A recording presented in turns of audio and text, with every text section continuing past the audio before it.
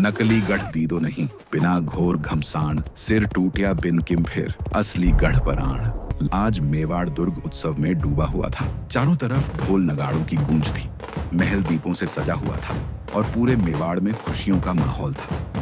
नई रानी के स्वागत में राजसी परंपराएं निभाई जा रही थी, क्योंकि महाराणा लाखा बूंदी की राजकुमारी को विवाह कर अपने साथ मेवाड़ ले आए थे। राजकुमारी का भाई कुंभाहाड़ा भी अपनी बहन को ससुराल छोड़ने मेवाड़ आया था।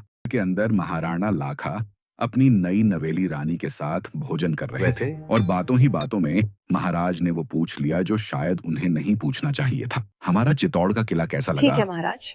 ठीक है, चित्तौड़ का किला तो पूरे राजपूताना में शानदार किला है। हाँ अच्छा है, पर बूंदी का किला भी कम नहीं है। एक बार फिर सोच लो रानी साहब। बार बार पूछने पर भी रानी का बूंदी दुर्ग को ही बेहतर बताना महाराज को सहन नहीं हुआ। अगर कोई ऐसा दुर्ग है जो मेवाड़ से भी बेहतर है तो मैं उसे ध्वस्त करने से पहले अन्न ग्रहण नहीं करूंगा। महाराज ने तुरंत सेनापति को बूंदी पर आक्रमण का आदेश दे दिया और सभी को दरबार में बुला लिया। दरबार में सन्नाटा छा गया। मंत्री समझ नहीं पा रहे थे क्या करें और महामंत्री इस निर्णय से सहमत नहीं थे। ये तो गलत है।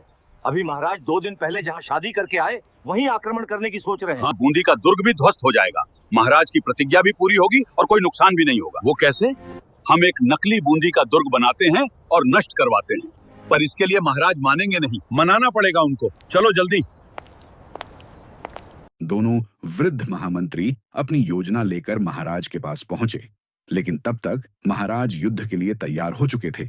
बिना खून बहाए भी बूंदी ध्वस्त हो सकता है। महाराज इतिहास क्या कहेगा? ये कि हमने नकली बूंदी के दुर्ग पर आक्रमण किया।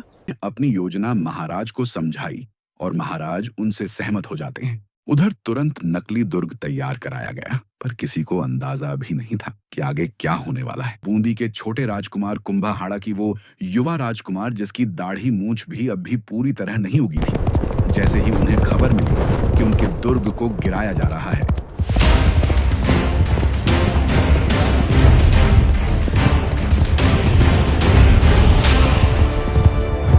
हमने सुना है आप बूंदी का किला ध्वस्त करने वाले हो।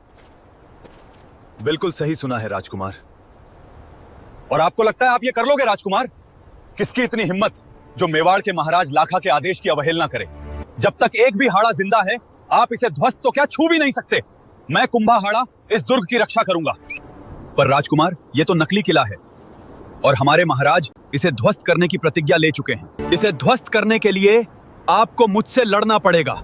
ये सब सुनकर सेनापति दुविधा में पड़ गया और तुरंत महाराणा लाखा को संदेश भिजवाया। केवल एक महाराज नकली दुर्ग है, स्वयं इसके लिए वहां अपने पहुंचे। प्राण दांव पर लगाना बुद्धिमानी नहीं है। महाराज, दुर्ग नकली हो सकता है पर इसकी रक्षा करना ही मेरा धर्म है। मैं तुम्हें आदेश देता हूँ, इस हट को यहीं समाप्त करो। महाराज, क्षमा चाहता हूँ, पर मेरा धर्म आपके आदेश से भी ऊपर है। तुम्हारा नाम इतिहास में अमर होगा। ध्वस्त कर दो इसे। वो राजपूत वीर अपने स्वाभिमान के लिए लड़ता रहा। वो छोटा सा योद्धा पूरी वीरता से लड़ा।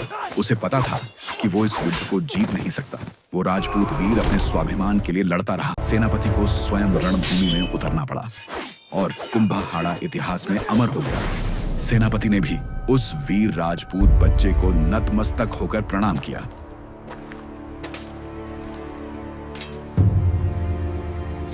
नकली किला तो ध्वस्त कर दिया गया। उनकी वीरता पर एक कवि ने भी कहा है, नकली गढ़ दीदो नहीं, बिना घोर घमसान, सिर टूटिया बिन किम फिर, असली गढ़ पराण। वीडियो को लाइक